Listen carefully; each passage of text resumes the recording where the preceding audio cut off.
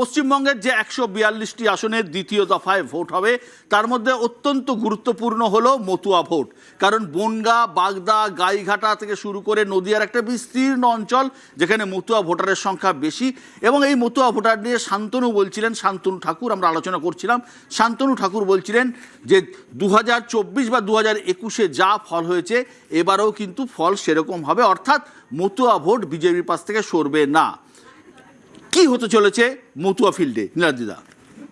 প্রথম কথা, আমি আগেও বলেছি, আবারও বলছি এই শোতে, যে তৃণমূলের সামনে একটা দারুণ সুযোগ ছিল মতুয়া ভোটটা পাওয়ার। কারণ অনেক মতুয়ার নাম বাদ গেছে, তারা তৃণমূলকেই হয়তো ভোট দিতেন, কিন্তু তৃণমূল সিএ এর মাধ্যমে মতুয়ার নাম ইনক্লুশনটা সমর্থন করলো না। কেন করলো না? কারণ বাংলাদেশি মুসলমানদের সিএ এর মাধ্যমে নাগরিকত্ব দেওয়া হলো না। এই মুসলমান তোষণের রাজনীতি করতে গিয়ে আজকে নদিয়ায়, যেখানে ভালো সম্ভাবনা ছিল, কার্যত হোয়াইট ওয়াশ হতে যাচ্ছে। আমার হিসেবে 17টার মধ্যে 14টা বিজেপি পাবে, অন্য ডিস্ট্রিক্ট ছেড়ে দিন। নদিয়া কিন্তু বিজেপি জিততে চলেছে তৃণমূলের এই মুসলমান তোষণের নীতি। কিন্তু নীলাদ্রিদা, আপনি রাজনৈতিক বিশ্লেষক, আপনি যদি বলেন যে 17টার মধ্যে 14টা বিজেপি পেতে পারে, কিন্তু নদিয়ার একটা বিস্তীর্ণ অঞ্চল হিন্দু অধ্যুষিত যেখানে মতুয়ারা আছে, আর একটা বিস্তীর্ণ অঞ্চল করিমপুর থেকে শুরু করে যেটা সম্পূর্ণ মুসলমান অধ্যুষিত। না না, একটা কনসলিডেশন হিন্দু ভোট, মতুয়া অন্তত ওখানকার 17টা সিটের মধ্যে অন্তত 7টা সিট কমপ্লিটলি মাইনরিটি ডোমিনেটেড। সেখানেও হিন্দু মাইনরিটি ওরিয়েন্টেড, 50%-এর বেশি মাইনরিটি হলে অন্য গল্প, কিন্তু বেশি মাইনরিটি আছে, 7টাই নেই। আমি তাহলে সেখানে হিন্দু ভোট কনসলিডেশন একটা হচ্ছে। আপনার হয়তো মনে আছে রায়গঞ্জের কথা, লোকসভায় বলছি, 2019-এ বিজেপি জিতেছিল, তার কারণ হচ্ছে হিন্দু ভোট কনসলিডেট করেছিল, মুসলমান ভোটটা দুভাগ হয়ে গেছিল। এখানেও একটা সম্ভাবনা আছে বিশ্বদা, যে মুসলমানদের মধ্যে অনেকটা তৃণমূল সম্বন্ধে একটা রাগ, তারা হয়তো ভোট দেবে অনেকে। আমি পশ্চিমবঙ্গকে বলে রাখছি, ভারতবর্ষের যে রাজনৈতিক ইতিহাস, ভারতবর্ষের রাজনৈতিক ইতিহাস বলছে ভারতবর্ষে 60%-এর বেশি হিন্দু কনসলিডেশন কখনো কিন্তু হয়নি। এটা ভারতবর্ষের রাজনৈতিক ইতিহাস। এবার একটা ব্যতিক্রম হতে চলেছে আমার মনে হয়। তার কারণ হচ্ছে যে হিন্দুরা ভোট দিত না অথচ সাপোর্ট করতো আমাদের মতো মানুষেরা, তারা এবার রোদ্দুরে গিয়ে ভোটটা দিত। এবার আমি একটু বলি, দুজন বিজেপি বললে কি হবে? নীলাদ্রিদার জায়গা থেকে বলি, যে যেখানে বলছিল যে হিন্দুরা ভোট দিতে যাচ্ছে তার কারণ তৃণমূলের বিরোধী হিসাবে, সেটা নয়।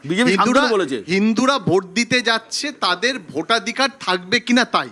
আর আমি আপনাকে বলি বিশ্বদা, আমি নিজে নহাটা, গাইঘাটা, শিমুরালি, বনগা, বাগদা, কারণ আমার বাড়ি চাঁদপাড়া, আমি ওখানে গিয়ে কথা বলেছি এই এসআইআর এর পরে। আমি জানি না নীলাদ্রিদা গেছেন কিনা, কথা বলেছেন কিনা, কি করে এত আত্মবিশ্বাস নিয়ে বলছেন যে এই ভোটটা ওখানে যাওয়ার সম্ভাবনা ছিল। পলিটিক্যাল অ্যাস্ট্রোলজি, আমি সেটা বলছি, আমি লজিকটা বলছি। লজিকটা হচ্ছে যে তারা ভেবে, এটা ঠিক যে সিএ তে অনেকে তার ভিতরে অ্যাপ্লাই করেছিল, এবং শান্তনু ঠাকুর তিনি যা বলেছিলেন পরবর্তীকালে কিন্তু উল্টো বলছেন। যখন সুপ্রিম কোর্ট বলে দিল সার্টিফিকেট থাকলেই তাদের নাম তোলা যাবে, না হলে তোলা যাবে না, বলা হয়েছিল, বিভিন্ন স্বরাষ্ট্র মন্ত্রক থেকে বলা হয়েছিল, প্রধানমন্ত্রী বলেছিলেন যে না, তারা সার্টিফিকেট পেয়ে যাবে এসআইআর এর আগে, তাদের নাম উঠবে। এই মুহূর্তে দাঁড়িয়ে আপনি যদি কথা বলেন ওখানে গিয়ে, হ্যাঁ কয়েকশো পেয়েছে তারা, বাকিরা পায়নি। রাজনীতি করছেন এই যে প্রচুর অনেকগুলো সিট রয়েছে, নদিয়ার বিস্তীর্ণ অঞ্চল রয়েছে, পাশাপাশি উত্তর চব্বিশ পরগনার বিস্তীর্ণ অঞ্চল রয়েছে, যেখানে মতুয়া একটা ফ্যাক্টর। আমরা যখন সাংবাদিকতা করতাম, আমরা মতুয়া জানতাম না, হিন্দু মুসলমান জানতাম না, কিন্তু পরিস্থিতি, পরিবেশ পরিস্থিতি পাল্টে গেছে। আজকের দিনে ছোট ছোট জনগোষ্ঠী, ছোট ছোট বিন্যাসে ভাগ হয়ে গেছে, এবং এটাকে অস্বীকার করার কোনো জায়গা নেই। আজকের রাজনীতি আগের থেকে আলাদা, সুতরাং মতুয়া নিয়ে আলোচনা আমাদের করতেই হচ্ছে। পার্থদা বলুন। দেখুন, আজ থেকে বছর 30 আগে বাংলা মানে ভারতবর্ষে ফুটবল খেলা একটা কথা এসেছিল, ডায়মন্ড সিস্টেম। মানে আমি অমল দত্তর হাত ধরে আমি একটা গোল খাবো, কিন্তু 3-4টে গোল দেবো, হ্যাঁ। এইখানে যেটা আমরা দেখলাম এবারে নির্বাচনের প্রাককালে, শান্তনু ঠাকুর বললেন যে 2 লক্ষ মতুয়ার নাম বাদ যায় যাক, তার বদলে যদি 20 লক্ষ মুসলমানের নাম আমরা বাদ দেওয়াতে পারি, এটা আমাদের অনেক কাজে দেবে। কত বড় ভয়ঙ্কর কথা! একজন দেশের একজন মন্ত্রী তিনি একথা বলছেন যে 2 লক্ষ মানুষের, কেন তারা কি স্যাক্রিফিশিয়াল গোট, বলির পাঁঠা, যে 20 লক্ষ ওই নাম বাদের জন্য তাদের 2 লক্ষ নাম বাদ যাবে? সেই মানুষগুলো জবাব দেবে। এই পোলারাইজেশনটা কিন্তু হেল্প করবে বিজেপি। মানে যে কথাটা আপনি বলছেন ঠিক। দেবাশিস দা, না আসলে এই জিনিসটা কিন্তু ভয়ঙ্কর ক্ষতিকর, মানে সমাজ জীবনের ক্ষেত্রে। কারণ সিএ নিয়ে প্রচুর বিতর্ক হয়েছে। এই সিএ নিয়ে আলোচনা করবার যখন আমরা করছি এনআরসি সিএ, তখন কিন্তু আমরা টাইম ফ্রেমেও আমাদের আলোচনা করতে হবে।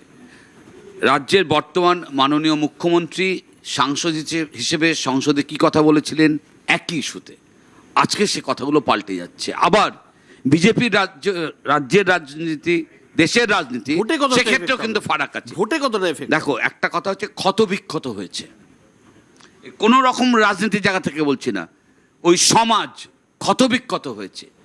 এসআইআর এর মাধ্যমে ন্যাচারাল এলিমিনেশন যা হওয়ার সেটা তো হওয়ার কথা ছিল ভারতবর্ষের সংবিধানের নিয়ম অনুসারে, কিন্তু আমরা তো দেখলাম এখানে বিজেপি দায়িত্ব নিয়ে নিল সেটা, এই প্রসেসটাকে। আবার সিএ ইস্যুতে তৃণমূল কংগ্রেস দায়িত্ব নিয়ে নিল, মানে ইলেকশন কমিশনের দায়টা বিজেপি নিজের ঘাড়ে নিয়ে নিল। এই জায়গাটায় যে রাজনীতিটা হয়ে গেল, ফলে আমি বলছি যে সমাজটা রক্তাক্ত হয়েছে। এবার এই রক্তাক্ত সমাজের মানুষ নিশ্চয়ই তার মতন করে রায় বেছে নেবে। কিন্তু নদিয়া, আমি এখানে তোমার সাথে একমত যে নদিয়া থেকে কিন্তু কেউ যদি একতরফা হিন্দু সমাজ হিন্দু ভোট না, বলে বোঝে, তাহলে একেবারে জনবিন্যাস বোঝার ভুল হচ্ছে। নদিয়াতে কিন্তু দুর্ভাগ্যজনক ওইভাবে বলতে হচ্ছে কথা, কমিউনাল ফ্যাক্টর কাজ একদম করবে, communal factor কাজ মতুয়া করবে। সমাজে কাজ করবে, এবং এগুলোর মাধ্যমে কিন্তু শেষমেশ ফলাফল নির্ধারিত। একদম বিমলদা, খুব ধন্যবাদ তোমাকে জানাচ্ছি বিশ্ব। আমি যে ইস্যুটাতে ঢুকতে চাইনি তুমি ঢুকিয়ে দিলে আমাকে, দারুণ, খুব ধন্যবাদ তোমাকে। তুমি নীলাদ্রির কথার উত্তরে বললে যে নদিয়াতে এতগুলো মুসলিম প্রধান অধ্যুষিত সিট আছে, বিজেপি কি করে পাবে। অর্থাৎ তুমি ধরে নিলে মুসলিমরা বিজেপিকে ভোট দেয় না। আমি উল্টোটা বলবো, তাহলে হিন্দুরা তো বিজেপিকে ভোট দিতে পারে। আমি মুসলিমরা বিজেপিকে ভোট দেয় না এই লজিকটা মানছি না।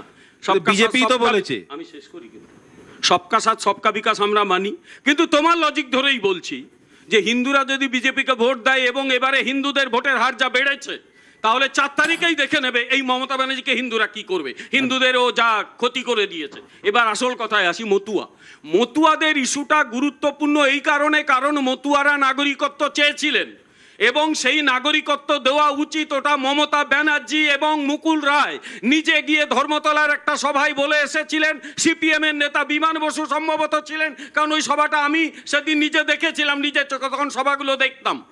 এবং মতুয়ারা বলেছিলেন এইভাবে আমাদের ভোটার লিস্টে নাম ওঠা মানে নাগরিকতা নয়। বড় মা বীণাপাণি দেবী সেই সভায় ছিলেন, সবাই পিছিয়েছে।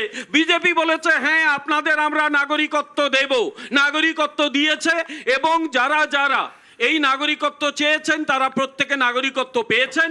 দুর্ভাগ্যবশত একটা ছোট অংশ এই তৃণমূলের কাণ্ড কারখানার জন্য, ওদের ভুল বোঝানোর জন্য তারা নাগরিকত্ব অ্যাপ্লাই করেননি। এখন তারা ভুল বুঝেছেন, অ্যাপ্লাই করছেন। মতুয়াগড়ের তৃণমূল ধুলিস্যাৎ হয়ে যাবে, আজকে আমি বলে দিই। একদম না, প্রথম কথা হচ্ছে মতুয়া নিয়ে যদি বলতে হয়, শান্তনু ঠাকুরের বক্তব্যকেই তার ঊর্ধ্বতন নেতৃত্ব কন্ট্রাডিক্ট করেছে, আমরা বহুবার দেখেছি। এক, দ্বিতীয় কথা, একদিকে বীণাপাণি দেবীর জীবনের শেষ মুহূর্ত পর্যন্ত মমতা ব্যানার্জি পাশে থাকা থেকে শুরু করে তাদের জন্য উন্নয়নের ডালি নিয়ে পৌঁছে যাওয়া, আর অন্যদিকে বিজেপির মতুয়াদের ভয় দেখানো যে তোমরা দেশ থেকে চলে যাবে, আবার তাদের ভোটেই জিতে তারা প্রধানমন্ত্রী হবে, কেউ আবার সেই লোকসভা কেন্দ্রের সাংসদ হয়ে মন্ত্রী হবে। আর সবথেকে বড় কথা, এখানে হিন্দু মুসলিম সব শুনছি, অমুক কনসলিডেশন তমুক কনসলিডেশন। আমি বলছি দায়িত্ব নিয়ে, এই বাংলায় একটাই কনসলিডেশন হয়েছে, হিন্দু মুসলিম শিখ ইসাই সমস্ত সম্প্রদায় কনসলিডেটেড বাংলা ভার্সেস বাংলা বিরোধী বিজেপি নির্বাচন হচ্ছে। আর যেটা বলে শেষ করবো, যেটা বলে এই বিমলদা প্রত্যেকটা কথা এ পর্যন্ত বোধহয় 10 বার বলেছেন, যদি আমরা ক্ষমতায় আছি, যদি আমরা ক্ষমতায় আছি। বলিনি তো আমরা ক্ষমতায় আসছি, আমি আপনাকে ডিস্টার্ব করি, যদি বলি আমি আপনাকে ভুল বললে আমি প্রতিবাদ করব। আমি একটাই কথা বলছি, আজ থেকে শুরু করে আমি অপেক্ষা করব কবে সূর্য পশ্চিম দিকে উঠবে। একদম ঠিক।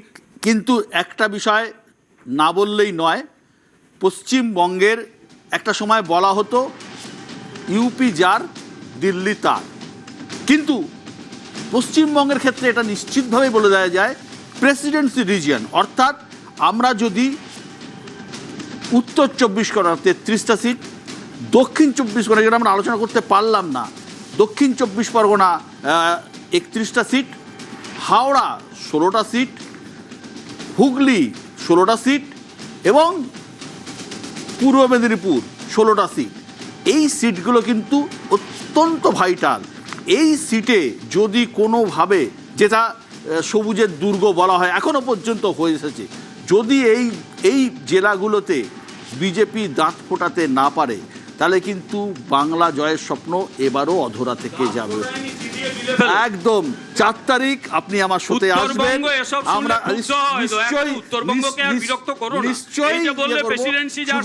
শুধুমাত্র উত্তরবঙ্গের নম্বর দিয়ে তো পশ্চিমবঙ্গ কুর্সিতে বসা যাবে না, এটা নিশ্চিত। দক্ষিণবঙ্গের এই আসনগুলো, এই জেলাগুলো অত্যন্ত ভাইটাল, যেখানে 100-র উপর আসন রয়েছে। আমরা অপেক্ষা করব 4 তারিখের জন্য, অপেক্ষা করব 29 তারিখের ভোটের পর আমরা এক্সিট পোলের জন্য। অনেক অনেক ধন্যবাদ আজকে অনুষ্ঠানে আসার জন্য। ভালো থাকবেন।